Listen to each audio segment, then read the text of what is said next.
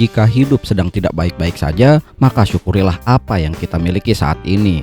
Sedikit kalimat pembuka dan kata-kata penyemangat hidup dari saya, Bob, selaku pemimpin upacara dan Direktur Utama PT Rebahan dan Bangun Siang yang ada di seluruh tata surya. Pada kesempatan ini saya akan merangkum sebuah film keren berjudul Papillon yang dirilis pada tahun 2017, di mana film ini diangkat dari kisah nyata yang menceritakan pelarian penjara oleh sekelompok pemuda yang ditahan di penjara di tengah laut antah berantah, yang potensi keberhasilannya sangatlah kecil untuk kabur dari penjara yang sangat mustahil untuk ditembus. Penasaran dengan bagaimana alur filmnya? Langsung aja kita meluncur ke dalam cerita. Berlatar di kota Paris pada tahun 1931, cerita diawali dengan memperlihatkan seorang pria bernama Henry dan dikenal sebagai Papillon yang berprofesi sebagai anggota gangster sekaligus perampok berlian. Di sini ia diperlihatkan sedang membawa berlian hasil rampokannya ke sebuah bar untuk menemui bosnya dan memberikan barang hasil rampasannya.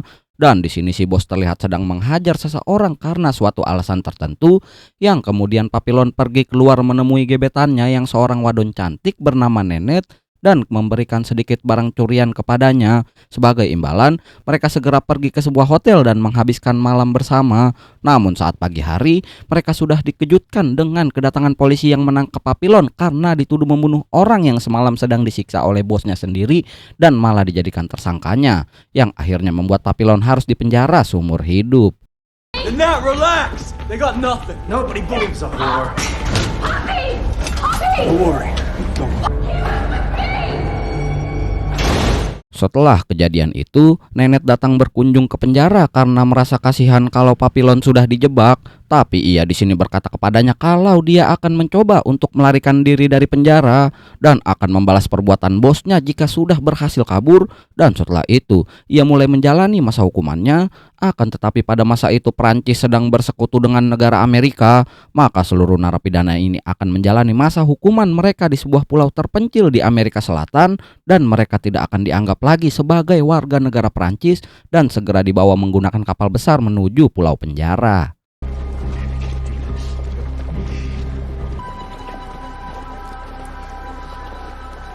Kapal yang ia naiki saat ini adalah sebuah kapal besar yang dirancang khusus untuk membawa narapidana kelas kakap. Di sini Papillon mulai mencari rekannya, yaitu seorang napi bernama Julot, dan mempunyai niat yang sama dengannya untuk kabur dari penjara ini. Mengetahui kalau ingin kabur dari penjara ini membutuhkan uang yang sangat banyak, Papillon lalu mendekati seorang jutawan terkenal bernama Louis yang saat ini ditangkap karena suatu kasus penipuan saham dan obligasi.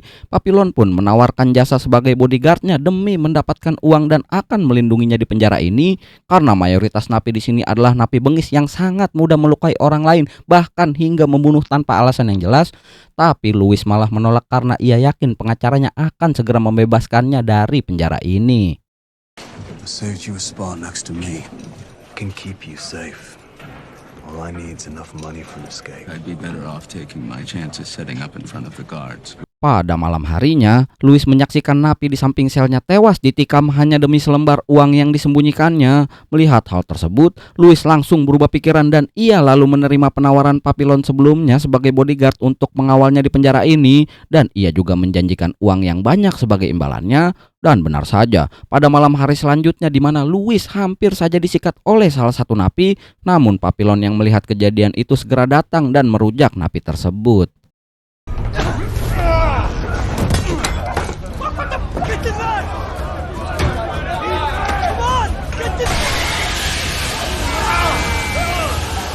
Akibat kejadian itu, para sipir mulai berdatangan dan mulai meredakan situasi di sana, yang pada akhirnya Papillon harus menerima hukuman sebagai konsekuensinya menghajar napi di dalam penjara.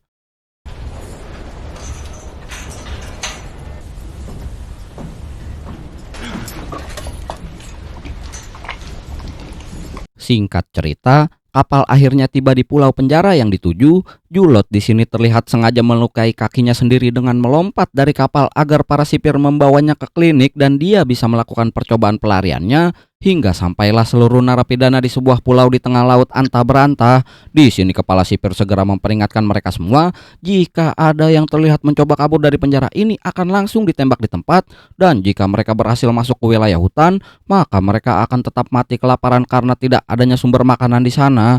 Apabila pergi ke lautan, mereka akan disantap disantap oleh ikan-ikan ganas yang ada. Tapi jika masih percobaan pertama kabur dan tertangkap, mereka tidak langsung dihukum mati dan akan ditempatkan di sel isolasi terlebih dahulu. Dan jika masih batu dan tetap kabur lagi, mereka akan ditempatkan di sel isolasi selama 5 tahun sendirian yang bisa membuat orang menjadi gila. I know many of you at this very moment are thinking about escape. Feel free to try. 5 your first attempt. You'll get 2 years in solitary. Second attempt, 5 years in solitary. If you commit murder, you'll be executed. Pada hari pertamanya di penjara, mereka mendengar kabar pelarian Julot yang telah berhasil sampai ke hutan. Papillon yang mendengarnya tidak terburu-buru dan tetap berada di sisi Louis untuk menjaganya tetap dalam kondisi yang aman. Di sini terlihat salah seorang sipir mengenali Louis yang sudah menipu suami adiknya hingga di penjara karena menjual saham palsu yang dibeli dari Louis, yang membuat mereka akhirnya ditempatkan di sebuah tempat bernama Route Zero. Yes, sir. This one goes straight to Route Zero. I'm trying not to separate old friends here. Get them to Route Zero. Di sini mereka dipaksa menjadi pekerja rodi dan harus melakukan aktivitas penambangan secara paksa tanpa bayaran apapun. Louis yang sangat kelelahan pun sempat menjatuhkan uang yang ia sembunyikan di dalam celana. Untungnya Papillon berhasil menemukannya kembali dan segera mengamankannya. Break it up. Break it up. Get up. Get up. Come on, pick him up. Put him in the cart. Saat sedang beristirahat, Papillon bertemu dengan seorang napi yang dikenalnya bernama Selir, yang sama-sama pernah menjadi prajurit angkatan laut selama 18 bulan. Di sini mereka ternyata memiliki visi yang sama, yaitu sama-sama ingin kabur dari penjara ini, dan mereka segera merencanakan pelariannya dengan menggunakan perahu yang mereka bisa beli dari seorang pelaut yang bertugas mengirim wanita penghibur ke penjara ini. Berdasarkan informasi Selir, mereka membutuhkan sekitar $5.000 dan dalam waktu 3 hari, pelaut itu akan datang kembali ke pulau ini. We should go sailing sometime. You got a boat? Can you get any of that? Maybe. Guess that didn't suit you either. Saat Papillon dan Louis sedang mandi, datang 3 orang pria yang mengunjungi Louis untuk meminta kolekan. Tapi untungnya ia mempunyai bodyguard, yaitu Papillon yang selalu siap untuk menghajar siapapun yang datang kepadanya.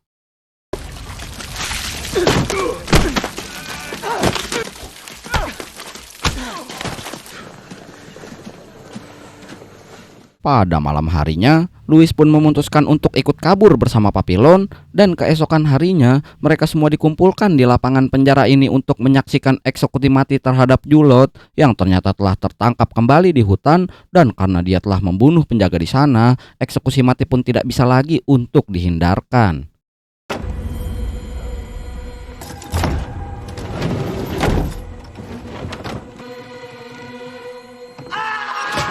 Beres dengan eksekusi, Papillon dan Louis ditugaskan untuk mengubur jasadnya di hutan, yang membuat Louis trauma melihat darah yang keluar dari mayat Julot, sehingga hal itu membuat sipir marah dan memecut Louis. Papillon yang melihatnya segera melawan balik si petugas dan membuat dirinya harus dikejar oleh sipir lain saat ini.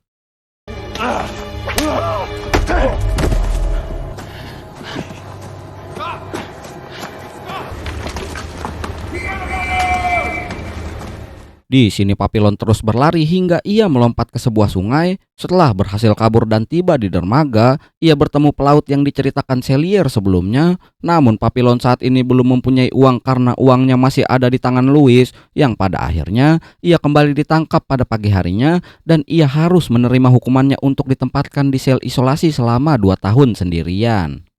You're lucky that guard didn't die, where you'll serve a 2-year sentence in solitary confinement.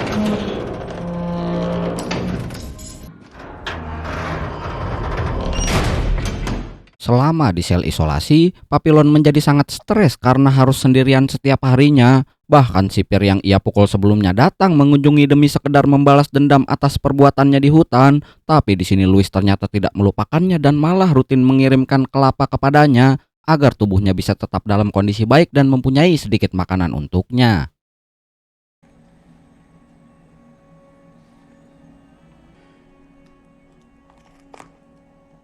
Setelah beberapa waktu, Papillon yang menerima kelapa setiap harinya pun kini mempunyai tenaga untuk berolahraga demi menjaga tubuhnya dalam kondisi prima. Akan tetapi tindakan Louis lama-kelamaan ketahuan oleh kepala sipir penjaga dan kelapa itu akhirnya ketahuan. Tapi Papillon tidak mau buka mulut atas insiden ini yang membuat dirinya harus dikurangi jatah makanan hariannya dan kembali merasakan penderitaan.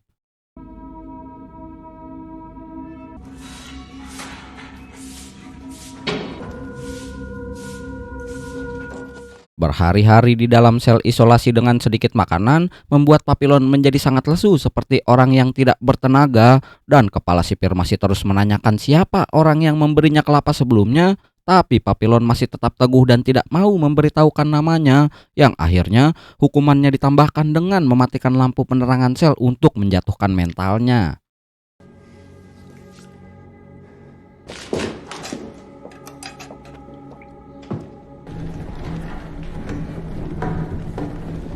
Dalam situasi ini, Papillon yang sudah terganggu mentalnya kembali mengingat dirinya dahulu ketika masih menjadi seorang gangster dan hidup bahagia bersama gebetannya, yang membuat dirinya akhirnya berhalusinasi tentang kejadian-kejadian lainnya yang membuat dirinya saat ini semakin down di dalam sana.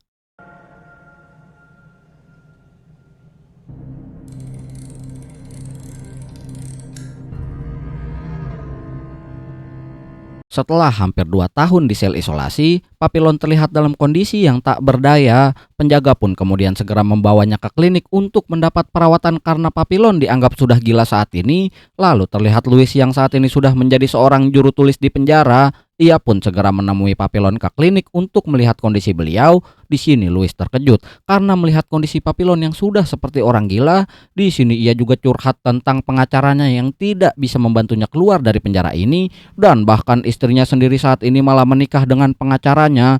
Lalu tiba-tiba Papillon bicara dan mengatakan kalau ia hanya pura-pura gila demi mengelabui para sipir. Ia lalu merencanakan kembali pelariannya, dan kali ini Louis akan ikut dengannya dan membantu rencana pelarian ini.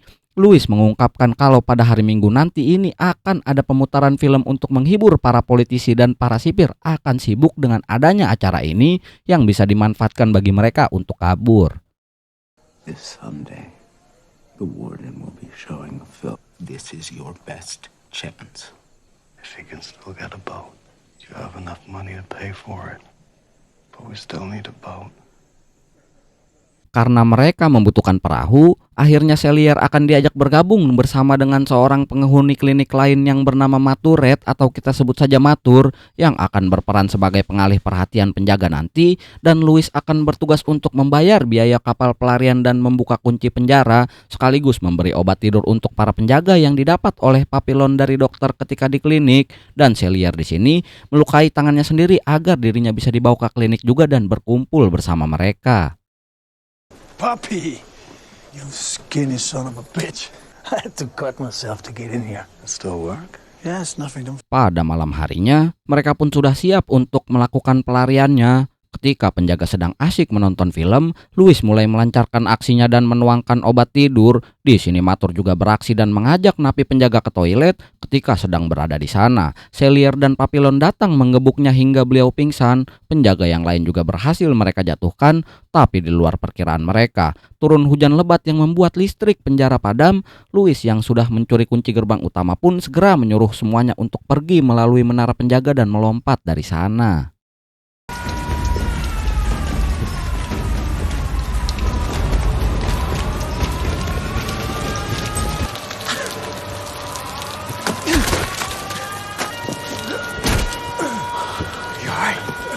Tapi sungguh naas, kaki Louis harus terluka setelah melompat yang membuat Papillon dan Matur harus membopongnya. Setibanya di tengah hutan, mereka bertemu dengan si pelaut pemilik perahu. Louis pun segera menyerahkan uangnya yang akhirnya mereka berempat pun bisa pergi berlayar dari pulau ini.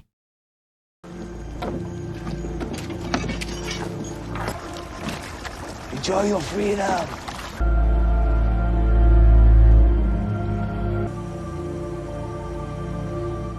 Pada keesokan harinya, setir perahu tersebut patah dan juga bocor yang membuat kapal saat ini mulai terombang-ambing. Cellier di sini berencana membunuh Louis untuk mengurangi beban di kapal ini, tapi Papillon dan Matur mencegahnya, yang membuat mereka semua bergelut hingga situasi menjadi kacau, sehingga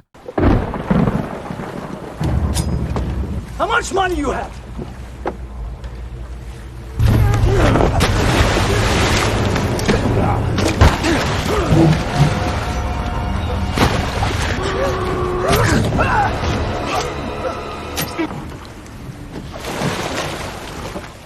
Dan ya, kini mereka tinggal bertiga melanjutkan perjalanan hingga akhirnya mereka diterjang badai di tengah laut yang membuat kapal mereka berada dalam kondisi sulit.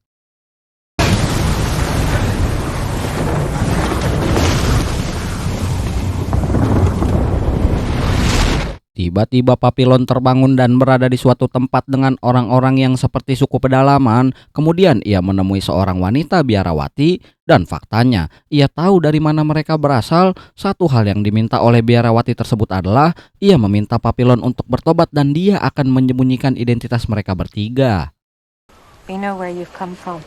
Allow God back into your life. Then come and pray with us. Louis dan Matur yang sedang ngaso merasa nyaman berada di tempat ini karena sudah seperti surga bagi mereka. Namun Papillon memutuskan untuk pergi sendirian dan di tengah perjalanannya ia melihat ada mobil polisi yang mengejar mereka. Ia segera kembali untuk menyelamatkan Louis dan Matur, tapi tiba-tiba Leaving.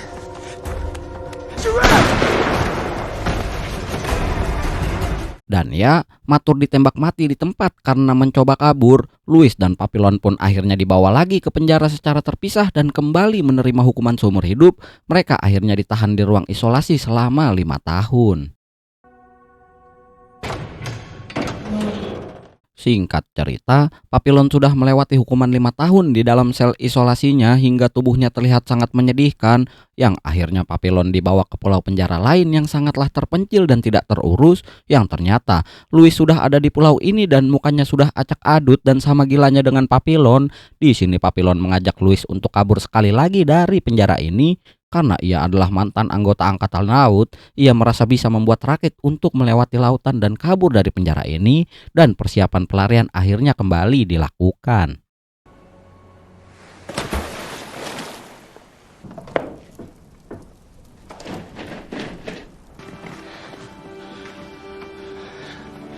Setelah berhari-hari mencari bahan-bahan dan sudah siap untuk melakukan pelarian, Papillon di sini terkejut karena Louis ternyata tidak mau ikut dengannya. Louis hanya ingin tinggal di tempat ini untuk terakhir kalinya dan menghabiskan sisa hidupnya di pulau ini, yang membuat mereka pun akhirnya memberikan salam perpisahan untuk terakhir kalinya sebelum Papillon akhirnya pergi dari pulau ini. Come on now, you don't want to waste any more time.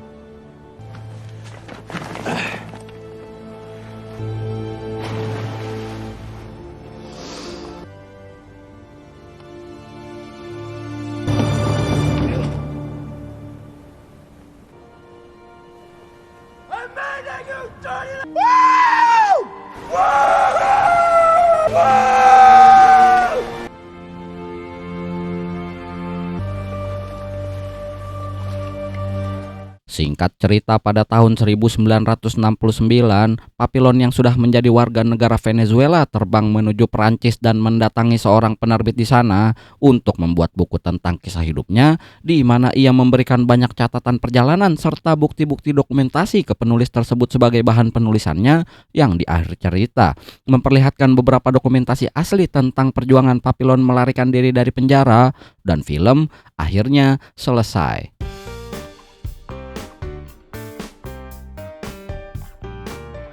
Oke, itu dia ya akhir dari film Papillon yang dirilis pada tahun 2017.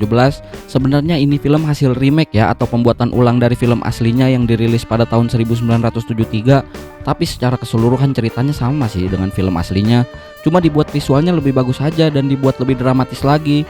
Ini film sih bagus banget ya buat kalian yang suka film dengan tema pelarian penjara.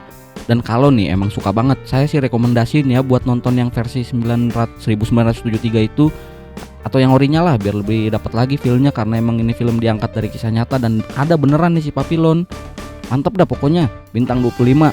Oke, segitu dulu aja dari saya. Makasih udah nonton videonya sampai habis dan sampai jumpa di video yang lain.